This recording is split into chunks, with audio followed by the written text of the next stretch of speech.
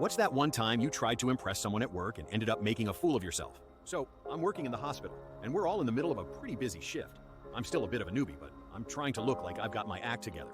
The team is running around trying to manage everything, and then a senior nurse comes up to me and asks, "Hey, can you go grab a blood sample from room 203? The patient's condition is a little tricky, so it's important you get it right."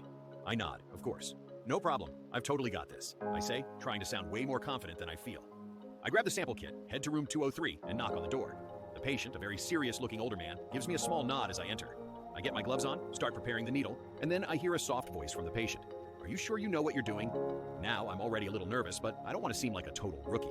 So I give a reassuring smile and reply, "Absolutely, I've done this hundreds of times." I go for the draw, and the second I press the needle in, the patient yells, "Ouch!" and the needle goes flying across the room. I freeze. The needle lands in the trash can. The patient is holding his arm like he's about to faint. And me? Well, I just stand there, looking like I've somehow managed to pull off the world's most dramatic medical fail.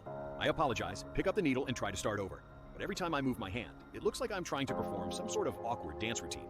I finally get the blood sample, barely avoiding another incident, and rush out of the room with my face redder than a tomato. The worst part? The senior nurse comes in right after I leave and asks how it went. The patient, still wincing, points at me and says, "Ask her. She was trying to give me a tattoo with that needle." Needless to say, I'll never forget my first attempt at drawing blood. It went about as well as a squirrel trying to do surgery.